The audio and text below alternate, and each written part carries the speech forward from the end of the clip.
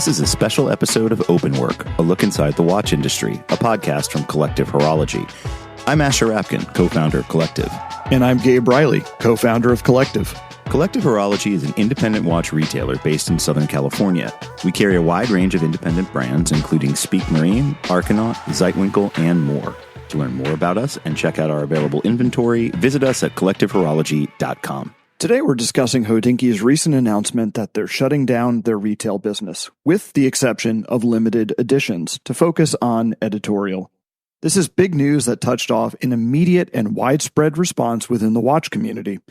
It also has significant implications for the watch industry at large, reshaping Hodinkee's role within it, and more broadly, putting a magnifying glass on the turbulent landscape of both watch media and retail.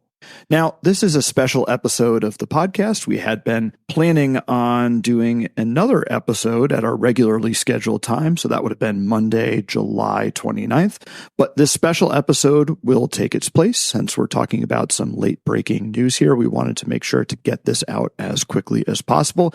And we'll go back to our normal schedule of podcast episodes on Monday, August 5th. So in many ways, not only is this a special episode, Asher, but it's also a bonus episode, because effectively we'll have another episode just about a week after.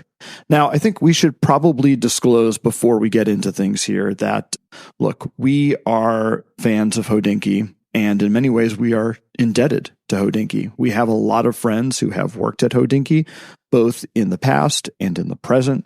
Hodinkee has also been critical to our business. I mean, truly, when I say this, I'm not exaggerating. I mean, there really would be no Collective if it weren't for Hodinkee on many levels. And as retailers, we have sympathy for what Hodinkee's going through here. We can certainly relate to the challenges of the current watch market, something we've talked quite a bit about, and especially we have sympathy for the people involved here. You know, we'll of course talk about this. A lot of people really happy about this news. They see it as a return to form for Hodinkee, but of course, the decision to move away from retail is going to have some very real implications on people's careers and livelihoods, and our heart goes out to those people, truly. So, I guess, Asher, before we get into the business of it, I'm just curious on a personal level. When you read this news yesterday, and in particular, it was a story Ben Clymer posted on Hodinkee.com talking about the new direction for Hodinkee. What was your response to it, kind of just as a person, as an individual? A mixture of optimism and sadness, to be honest with you. I mean, look, as you mentioned, we don't have to rehash it, but Hodinkee's important to us on a lot of levels. And especially when you look at a company like that that's made up of people that we like, it is difficult to look at something like that and not think about what the personal impact will be. Hodinkee has, like so many companies over the last 2 years, gone through many, many restructures and layoffs. And on a personal level, like that's just a very painful thing to manage, even if it's something that is absolutely necessary and critical for the business. And I think it's important to sometimes separate what is the right business decision from the emotional reality of what that does to the people who work there and their families and the rest. But the other side of that, and this is an interesting thing, you know, for years, people have been saying to Hodinkee, please just go back to the old Hodinkee, right? And I think there's a lot of different opinions of what the old Hodinkee is and what that means. To me, and I think to many other people, that's an entirely reasonable focus on editorial and content creation. But as we all know, and has been discussed on this pod numerous times and certainly on message boards everywhere, the reality of content creation is a tough one when it comes to monetization, which is what brought Hodinkee into the space that they've been in for the last 5 years in the first place, which was selling watches as a means to generate meaningful revenue, presumably not just to build a strong business, but also to be able to sustain the editorial that they wanted to create. So now what we're hearing from Ben is this interesting push and pull. On the one hand, we are seeing him do what so many people have asked for, right? Which is to return to editorial. But that doesn't change the landscape of monetization in that space. And I think the open question for me here, aside from like the personal impact and sort of the optimism around a return to form and content, is how they are going to pay for that. And that's kind of where I'm at with it at the moment. I don't know that I was like, oh, thank God. Hodinkee is kind of going back to the old Hodinkee. I think I've accepted the current version of Hodinkee for what it is. And like you, I believe everyone has a right to make a living and try to figure out how to make a living.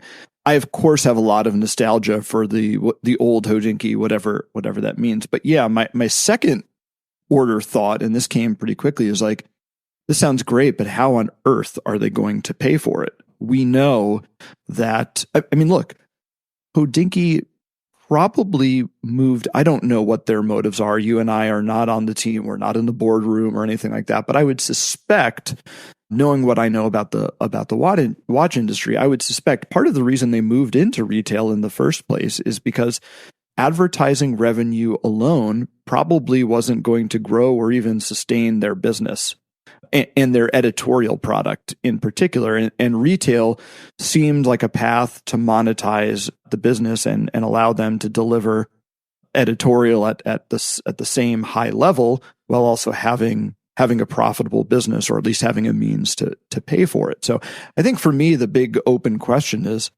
how do they pay for this? This is a big change. And in particular, you talked about layoffs. And there certainly have been a lot of layoffs at Hodinkee. But in his note, Ben mentioned that they're going to grow the editorial staff.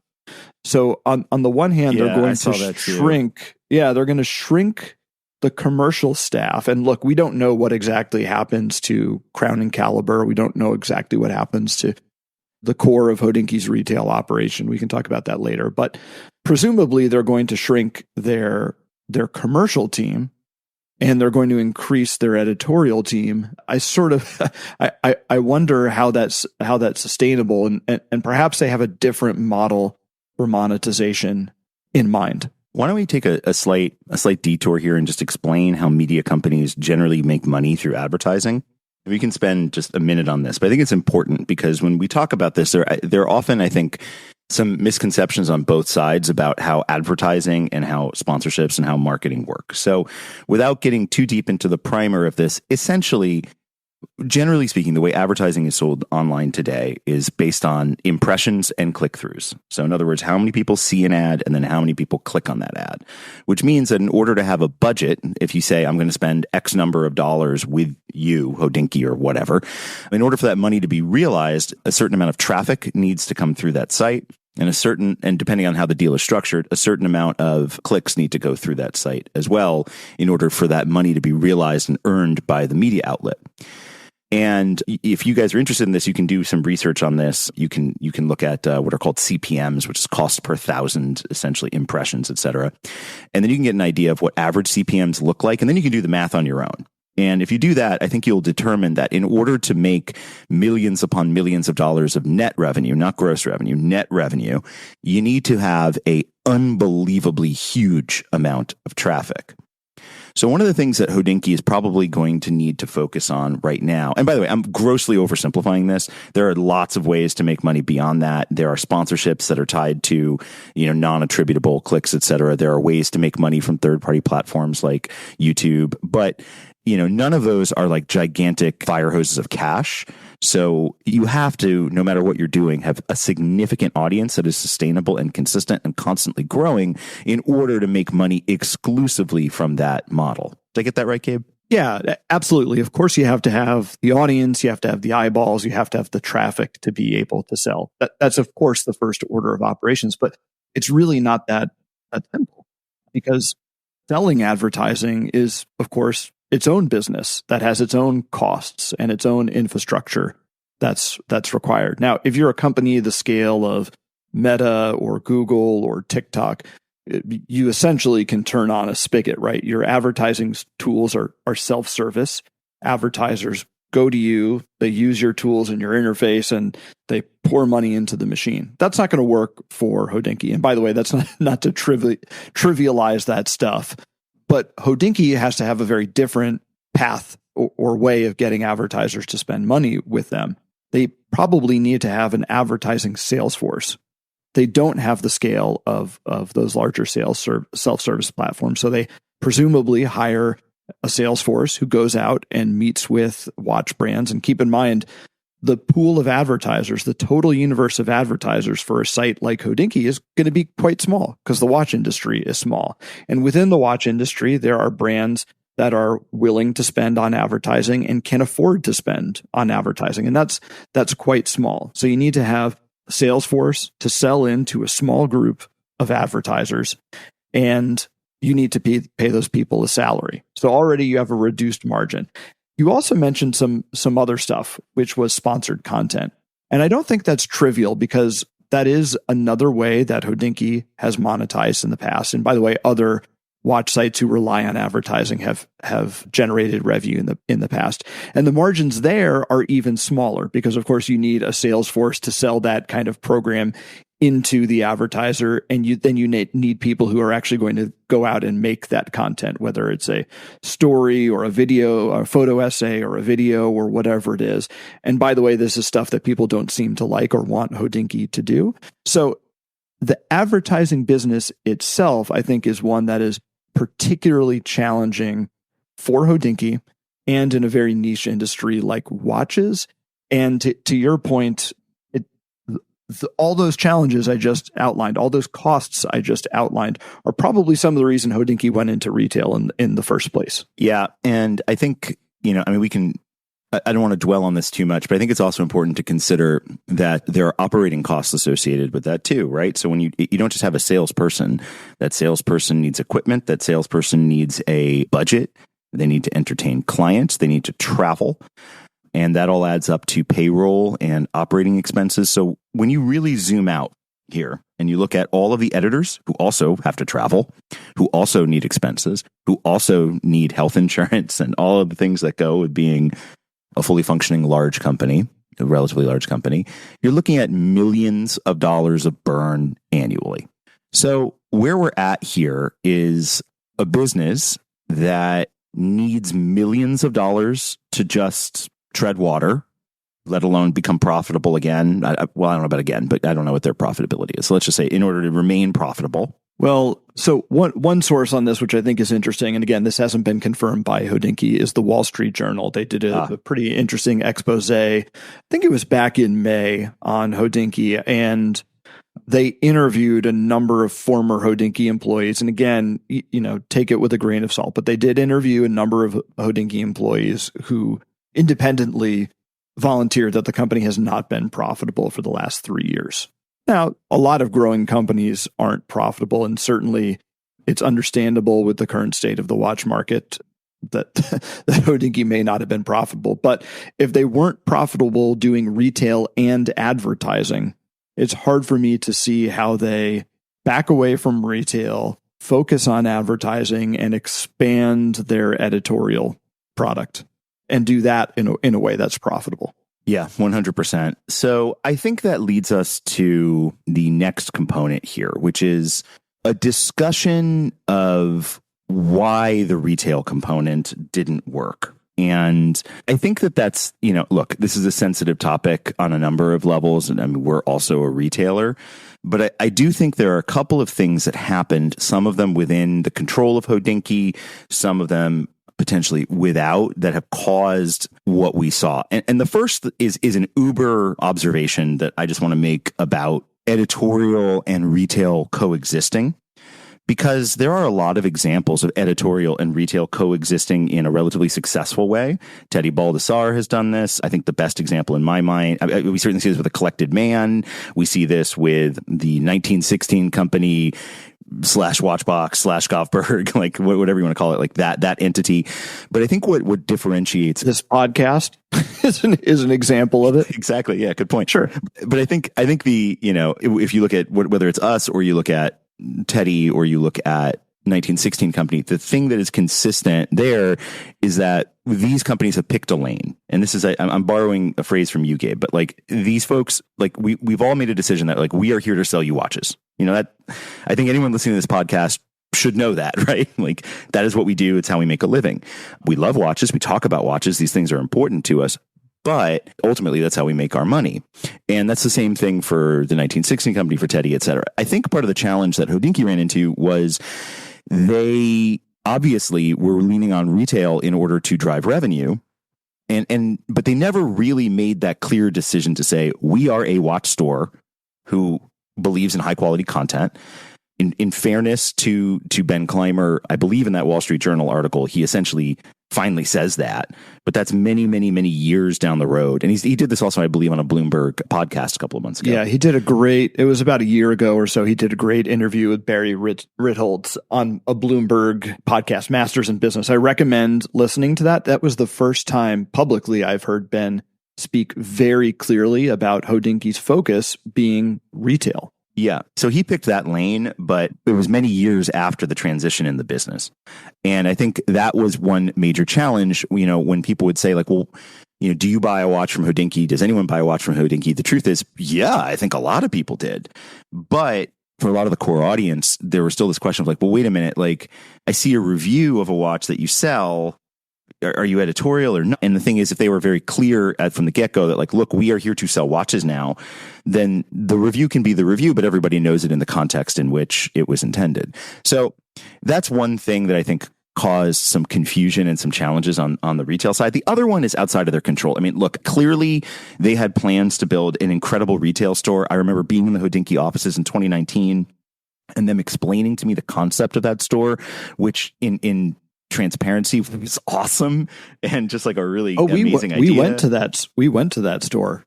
If you remember, they did they had like a soft opening. It was a cool space. I think the bigger issue is when COVID hit, they essentially decided they had to become an online retailer predominantly instead of ramping from online into physical space. And speaking as somebody that owns, along with Gabe, a predominantly online store, I think what people don't know about this is that when you make that transition, like you don't just set up a store and have a click to buy purchase flow. Like that's just not the way people buy watches, generally speaking. So, our storefront, the way that we represent our brand is through content, through video creation, through one-on-one interaction, through every means that you can imagine, but it's still a storefront. The transaction just happens online.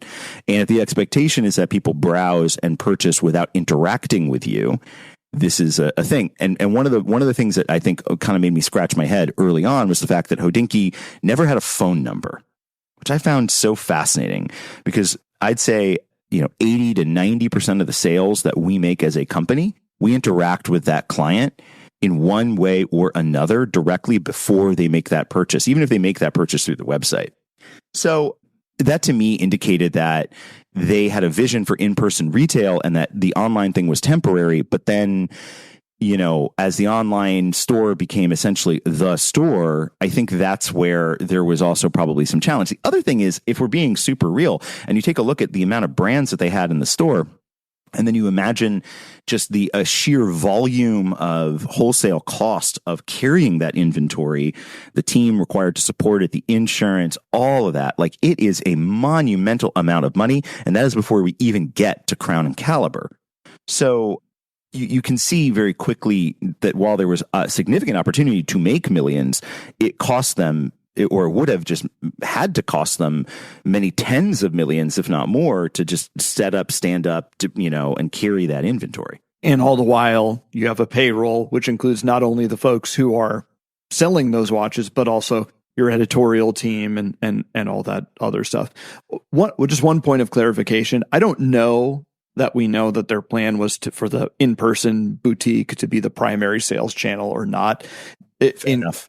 Yeah, in candor, part of the reason I suspect, my guess would be that they always intended for online to be the primary channel, and they opened the boutique because there were likely some brands who were reticent to have an online-only retailer. So, for instance, there's been speculation and that Omega required them to have a brick and mortar location in order to be able to sell watches online. This is also the speculation of why Teddy Baldessere has a physical storefront with Omega frontage in Ohio, which is that in order to sell Omega online, he needs a physical store. We don't know for sure. We're not Omega retailers, but this, of course, is speculation. But one thing that was very interesting in that Wall Street Journal article that I mentioned back from May, which was a pretty brutal expose into the challenges Hodinkee was facing.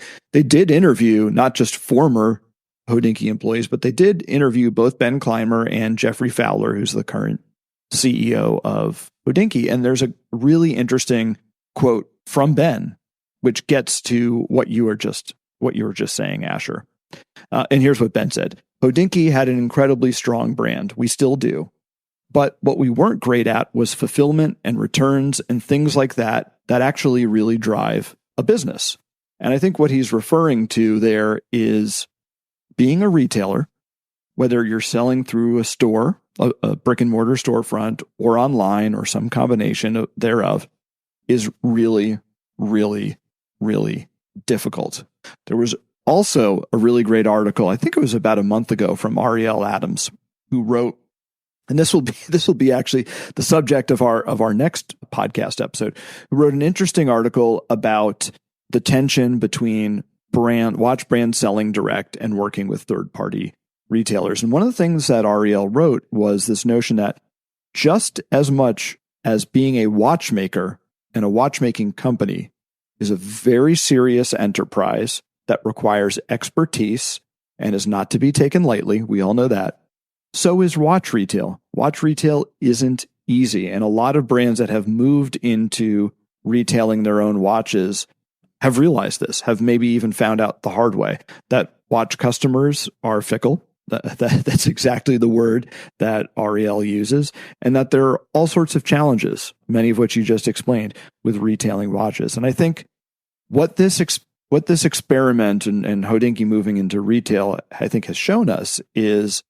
no matter how big of an audience you have, no matter how much site traffic you have, no matter how influential your opinion may be about watches, and Hodinkee certainly is, it's not a foregone conclusion that you'll be able to open up a storefront of any kind and just sell watches. Selling watches itself is its own craft, is its own business, and requires its own expertise and a lot of hard work. It can't be a side project that funds your editorial. And I do think this is part of the reason why you're right. Something like 1916 has been quite successful because at their core competency and expertise is in selling watches. And yes, they primarily sell online. They also have some brick and mortar locations, of course. But even when it comes to selling watches online, just like we were talking with an advertising sales force and a phone number, 1916 has people you can pick up the phone and talk to. Many of these people we know the sales folks at 1916. They are consummate professionals. They are experts in selling watches. And this just wasn't something that Hodinkee ever really invested in the way they needed to. And I do think COVID papered over a lot of that, because there was a period of time when people really just were willing to click a button to buy a watch. And that was probably the exception, not the norm. That's not to say online watch retail doesn't work, but online watch retail is much more complicated than opening up a website. So I'm going to say one more thing here about the challenges, and then I want to pivot over to what the future could look like. One other challenge we haven't described is the reality of taking investment. And there's a lot of reporting out there about this. So again, this is not insider information, but there are several investors ranging from individuals like John Mayer all the way up to corporate investment from LVMH Ventures that have been put into Hodinkee over the years, tens of millions of dollars. And, investors, as you can imagine, expect returns. So in addition to the financial pressures that have been on the company from the reality about the sales side, their payroll, the operations, et cetera, there's also the reality of the investors who have some, I'm sure, contractual expectation of what a return on that investment would look like, or at least just some degree of security against their principal. And then, the final thing that we haven't touched on, and I don't know that we need to go too deep in here, is just, let's call a spade, the pretty significant mistake of purchasing Crown and Caliber, which I think became quite an albatross for the company. I certainly understand why they did it. There's tons of logic there. But if we go back to Ben's point about the thing that we weren't really all that good at was fulfillment and returns and things like that. Well, that's That is that business. And, that business came with, I have to imagine, 7 figures, maybe 8 figures worth of inventory. So significant asset drain there too. So look, this is, well, I think there are two challenges with the purchase of Crown and Caliber. I would lay it out on two levels. And look, at the time, if we go back, and I did this, I was looking at some of the coverage for, I believe it was in 2021 when they purchased Crown and Caliber, I believe at a valuation of like $46 million. Holy cow. Seriously?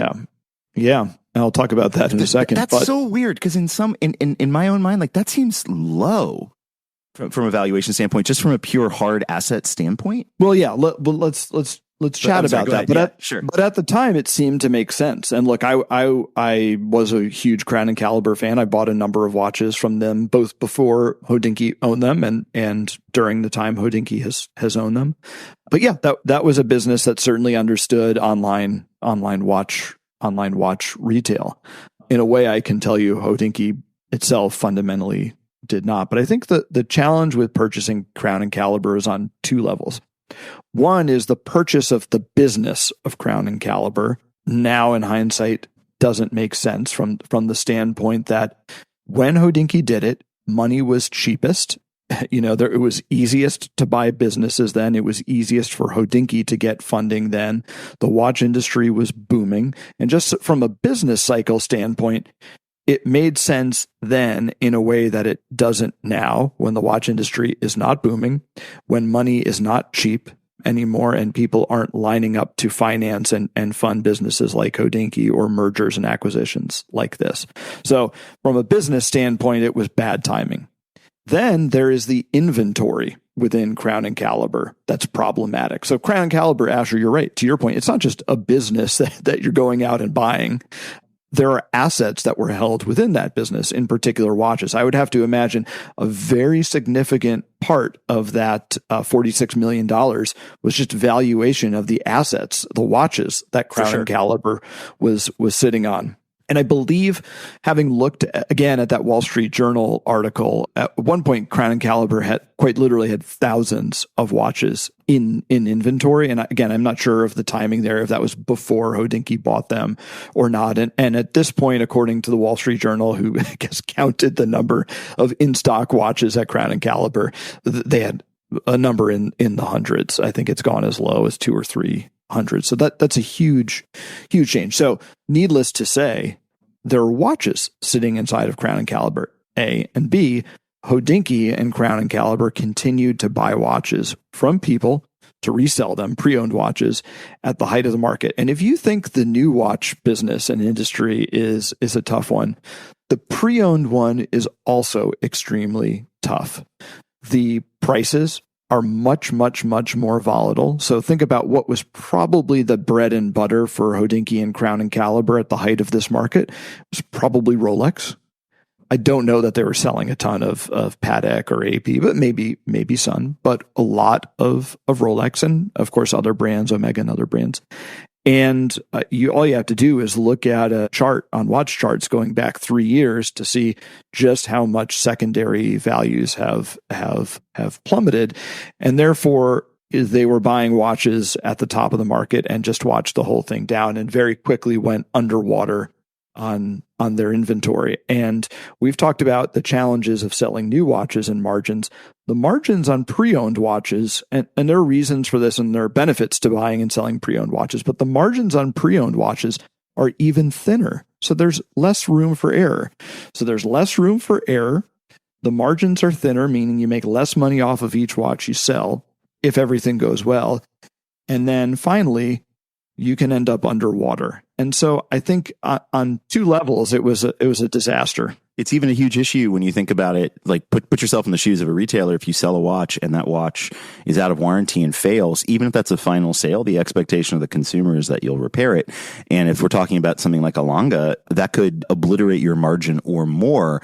So the perils of retailing in pre-owned are significant. So I want to ask I just want to ask a counterfactual on this Crown and Caliber thing. Yeah. Let's say Hodinkee had never bought Crown and Caliber. And let's say the business that Hodinkee had at the end of 2020 remained intact. They were doing editorial.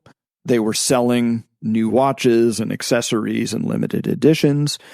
Had they not purchased Crown and Caliber, do you think they would have been on a more sustainable path? Is Crown and Caliber fundamentally the thing? And I don't think we'll ever really know. This is purely speculation. But do you think Crown and Caliber was the thing that undid all of this because it just put them so far underwater they weren't able to recover financially? You could make an argument either way. Who knows if some of the investment that came into Hodinkee was for the purpose of purchasing Crown and Caliber. So maybe some of the liquidity that they had, it's not like they would have just still had it if they didn't buy it. So difficult to know. But I think fair to say that it clearly was a bit of a lead balloon on the business. So, but one other point to make here. Sorry, because I do think this is important. One other thing. Sorry, man. We talked about this at the beginning. Like, this is people's livelihoods, and it's one thing for us to talk about watch prices rising and falling, the pre-owned market going up and down, and all that other stuff, right? But when the tide comes out on the peak and the frenzy and the mania of the watch bubble, someone gets left holding the bag, right? Look, these prices and these valuations don't just fall and everyone walks away okay, and watches are just worth a little bit less today than like this is business and has real implications. People have now lost their jobs. The value of a company has been destroyed. Who knows what happens to Crown and Caliber? Do they shut the thing? Do they sell it to someone else? Do they liquidate the inventory? I have no idea what happens, but I do want to be clear because we talk about this a lot. When this stuff happens, when the watch quote bubble bursts, when things go back to normal, someone does get left holding the bag. In this case, it's Hodinkee's investors and their employees. And look, I understand why people bear a lot of resentment to the way Hodinkee has behaved in the past and the way they did business and all that stuff. And I understand that, but there is a real price to pay when this stuff unwinds. Yeah, I remember, and I think I've said this on the podcast before, but I was laid off a few years ago, and I distinctly remember the incredible challenge, not only emotionally of having to work through that, but also hearing our CEO at the time say, I take full accountability and you have to lose your job. And the sort of unbalanced split there where the individual responsible for the choices that led to my dismissal along with 9,999 other people still got to go to work that day. And that's a really difficult thing to process. And I think emotions on that can be really raw. So, Gabe, you're right. It's very and by the way, I also want to be careful here too, because there is a difference. In my case, it was Mark Zuckerberg, right? So there's a difference between a guy like Mark Zuckerberg and a guy like Ben Clymer on many levels. But one of the biggest ones is we don't know how much of Ben's personal fortune is tied up in Hodinkee. Because one thing that a lot of people don't realize is that when you take investment from a third party, often they require you to keep the capital that you had already put in the business. We also don't know how much of his personal fortune is tied up in the equity of the business. So it's very easy to make a lot of assumptions and say like, oh, Ben is off golfing and driving Porsches and blah, blah, blah. It's like, yes. And by the way, he earned that. Like, he did build Hodinkee to where it became valuable enough to do that. But then there's the other side of it too, which is like, we don't know what's going on there. So he may very well be facing accountability in a very intense way right now. And I think that there's also something to consider there. Now that may not matter to the person who loses their job. And I don't know that it maybe should, but I do think as we look at this holistically from a business standpoint, like, we don't know what is involved there. And restructuring the business is both obviously a necessary thing, but also a brave thing, frankly, because it takes a lot of guts to say, this isn't working and I have to change it. And that may seem obvious when you look from the outside in, but when you're in those situations, it can be very, very difficult to see a path forward and to have the wherewithal and the guts to not only make that decision, but also to defend it to your investors and your team, the ones that are staying, and much more sadly, the ones that are forced out. All right, so this is where we are with Hodinkee now. We've said, Asher, now I'll let you continue. Please go ahead. So we've explained the challenges that they face, the financial pressures they're under, the brand tax that they've paid. Like Hodinkee is dragging a boulder uphill. Okay. Thing is, though, Hodinkee is one of the most consequential companies in the watch industry in modern times, full stop. Without Hodinkee, there are, I have to imagine, 6 figures worth of people, like 100,000 plus people who would not be involved in the watch world. There are people who have jobs in the watch industry because of Hodinkee, not just because of direct employment, but because of the passion that I'm one of them that Hodinkee helped drive. Hodinkee is in no small part responsible for my love of watches, and my love of watches is why I have this career now. So I just want to take one moment and say, like, yeah, they're in trouble, but they're also one of the absolute most important brands in the watch world, and it would be bad for everybody in every way if it failed.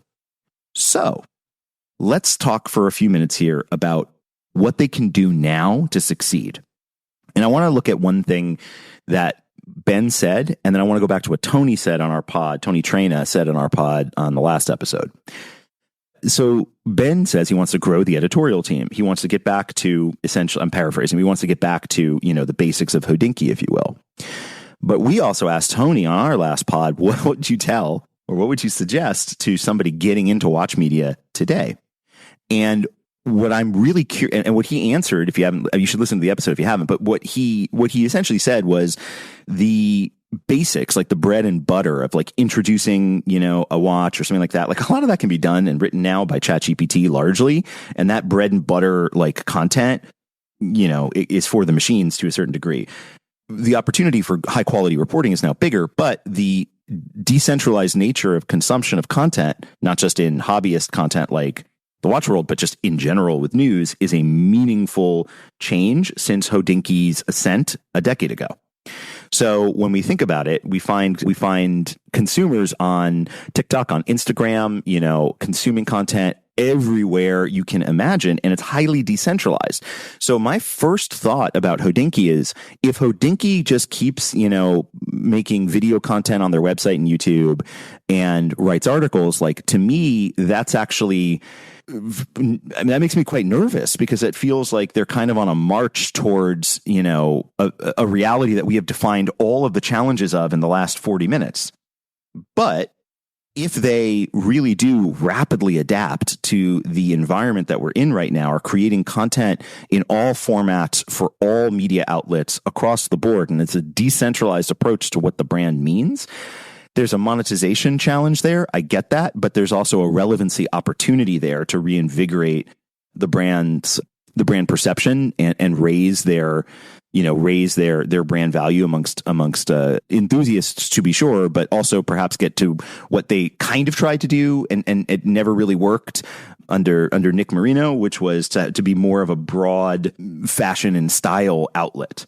And I'm really curious to see how they approach decentralized content consumption and how they approach the broader perspective that, they've explored in the last few years to varying degrees of success. I think that's a good point. I mean, is going back to, Ben talked about the, Hodinkee now, or the new Hodinkee will look a lot like, quote, the old Hodinkee.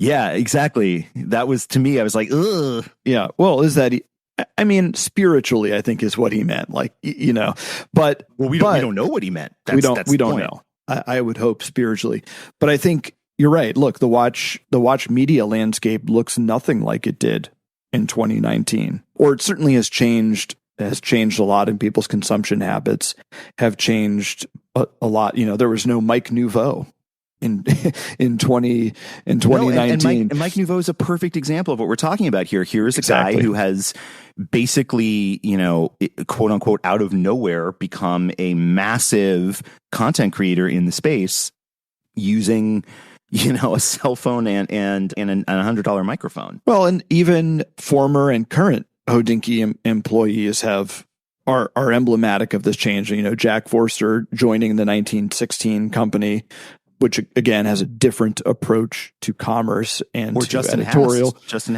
Hast, Jason Heaton and James Stacy doing the Gray NATO and monetizing that in their own way.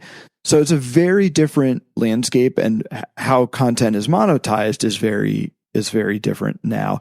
And I think this is a good point. Look, we talked about taking Hodinkee's old business model. We talked about that and how difficult it is to just make money doing that, right? Now, if you're like, okay, we're going to try to make more relevant forms of content, we're going to evolve the way we do things, they're going to have to move into other kinds of content, other kinds of media, which are even harder to monetize. And if they can, are far less profitable. So this was something, for instance, that was a few years back. It was a headwind. That's so corporate. This was a problem for Meta's business, which was they were having success with Reels because Reels was this new way of consumption, and they were doing a good job growing the organic use of Reels.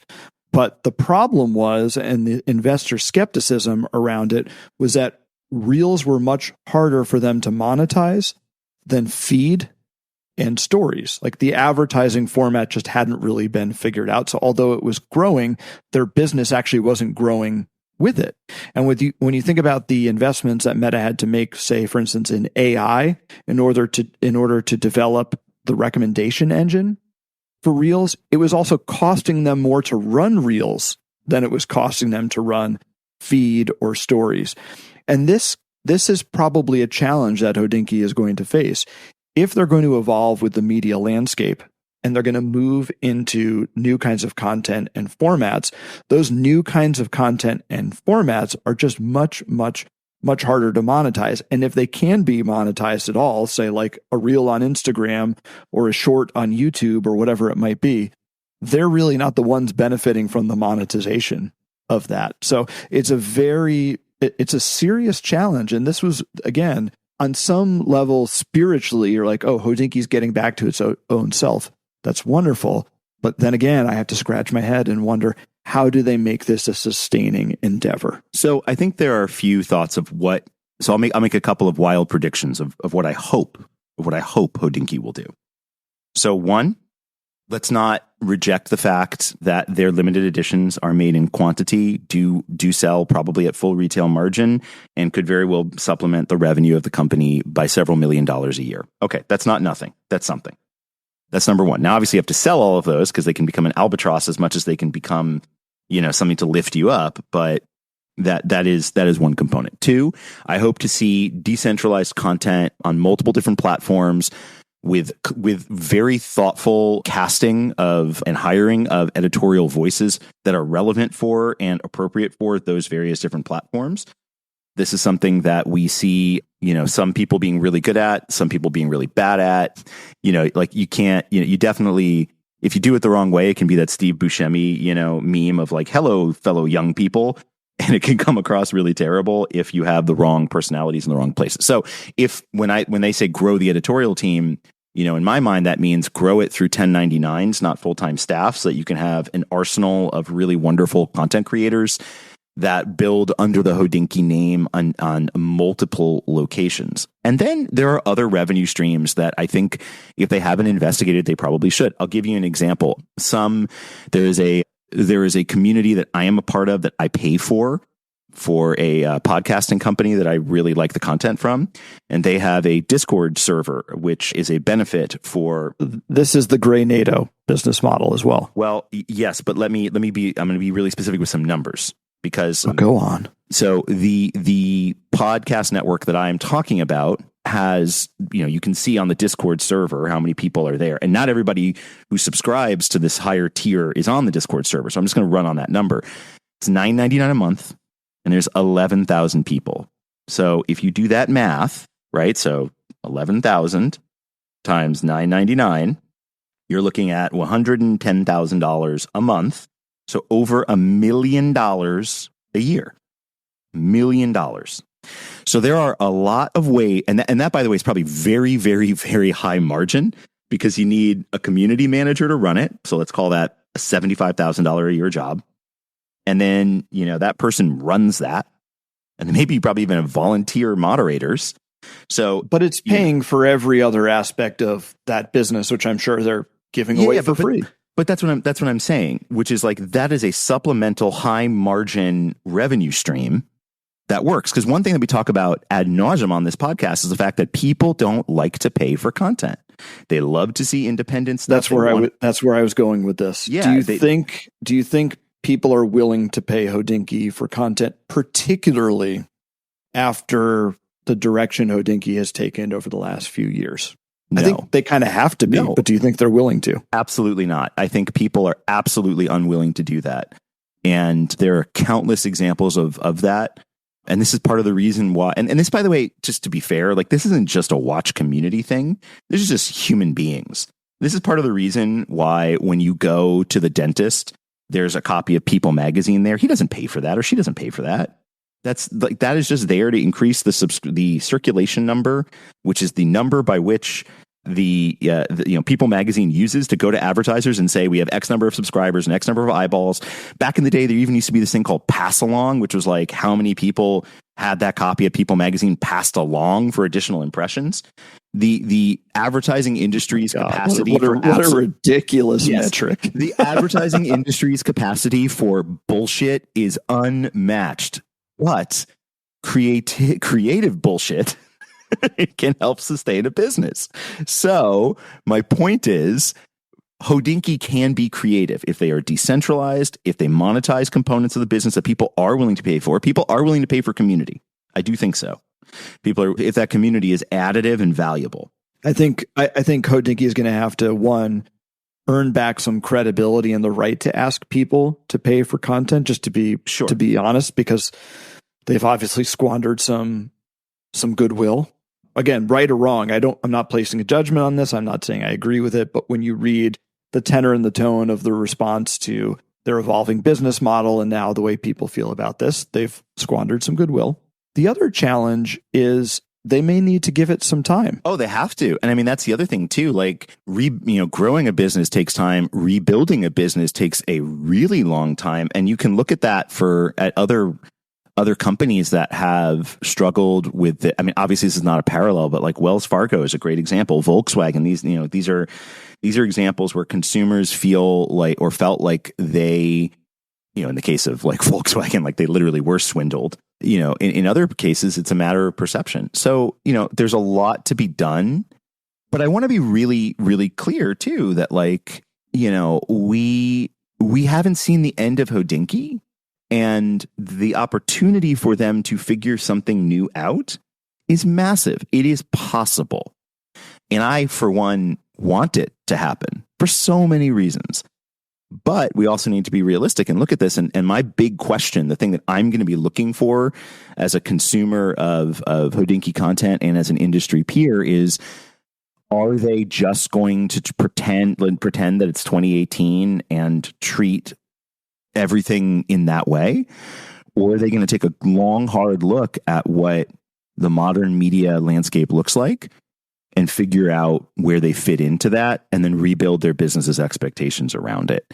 The latter is much, much, much harder, but in the long term, I think will make for a more nimble company, and a more nimble company is one that will not only survive, but potentially thrive. And I think what we're talking about here is, again, I don't necessarily believe this, but if the premise is where Hodinkee went wrong was by going into retail and not being clear about whether they were an editorial company or a retail company. I think it's the latter, not the first. It wasn't going into retail that was the problem. Fair enough. So the problem was they went into retail and they weren't clear about that being the primary driver and focus of their business, except on that Bloomberg podcast. The misstep there was their bread and butter, and the thing they're really excellent at is watch editorial. We've talked about that, right? What we're talking about now, as far as how they monetize and carry forward, are extensions of being excellent at watch editorial. Excellent point. Yes. Right? Yeah. What's it called? Sticking to your sewing? What's the phrase called? Sticking to your... Yeah, there's some phrase like sticking to your stitching or sticking to your sewing or whatever it is. people are like rolling over, dying because I butchered that. But you get the point, right? We're talking about ways to monetize the business that are extensions of what they already do and are good at. I want to just end on one thing here, because this is probably selfishly the biggest implication for you and for me, which is we are primarily online watch retailers, or we are watch retailers who primarily sell online.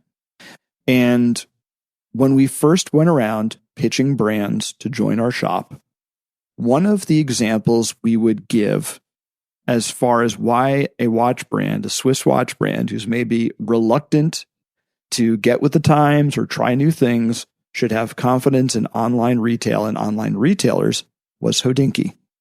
We pointed to Hodinkee. We certainly pointed to others as well. We've mentioned them on this podcast. Worn and Wound, and the Wind Up Watch Shop is another good example. But Hodinkee was often one we would point to as, here's an example of an authorized dealer who primarily sells online. If they can do it, or you can sell through them, or your competitors can sell through them, why not do business with us? Now, that wasn't our, believe me, that wasn't our only pitch, but that was part of the story we would tell. Hodinkee was a big part of the story we would tell about the evolving landscape of watch retail. Does Hodinkee backing away from online watch retail, both pre-owned and new, present a challenge for us? And I think maybe more broadly, does it undermine the credibility of online watch retail and make the growth of online watch retail more difficult? Because now all of a sudden there becomes a meme in the industry, which is, oh, online watch retail doesn't work. Hodinkee tried it and it didn't work out. Yeah. It's a legitimate challenge. And, regardless of the success or challenges faced by any business in that space, it is a reality that is where consumer behavior continues to grow and pivot. So, but the good news, for better or for worse, is that I continue to believe that Hodinkee is mostly an example of itself and not necessarily indicative of a larger reality one way or the other. They forged so many paths for the watch industry. Because the other side of it too is, prior to Hodinkee, all watch media of any sort of meaningful value was essentially print.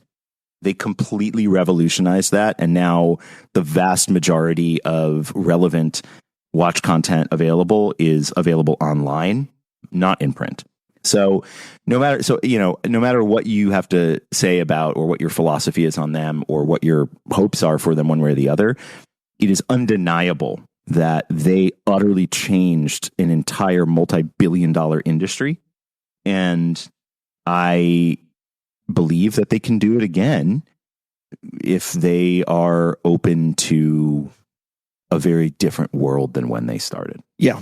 And I think as far as the lesson for online watch retail, I think the lesson there is, like any form of retail, it's only going to work if it's your focus. In our case, we do have a phone number. You can text us, you can call us, you can email us 7 days a week, any time of day, and we will answer. We spend a lot of time with our clients on the phone and in person. We eat what we kill here. So our number one priority is not recording this podcast, so sorry to say, or making YouTube videos. We do that stuff because we love it, and we believe it's the right thing to do for the business. But our fundamental priority at the beginning of the day, when we wake up and we start preparing for the day, is selling watches. Not just selling them, but responding to customer inquiries, making sure packages go out when we say they're going to go out, all of that kind of stuff. And so I think the lesson for watch retail is it cannot be a sidecar on your business. In order for it to succeed, it needs to be your core competency. And I do think there is a lesson, and I'll leave it to the experts, in the Crown and Caliber acquisition, and to some extent Hodinkee being a victim of really bad timing there, both in terms of the business cycle and the pre-owned market. So, man, is it a bitch's brew? Well, I feel like that's the right place to leave it. Thanks for listening. Openwork is a production of Collective Horology. You can find us online at collectivehorology.com, and to get in touch with suggestions, feedback, questions, you name it, shoot us an email at podcast@collectivehorology.com.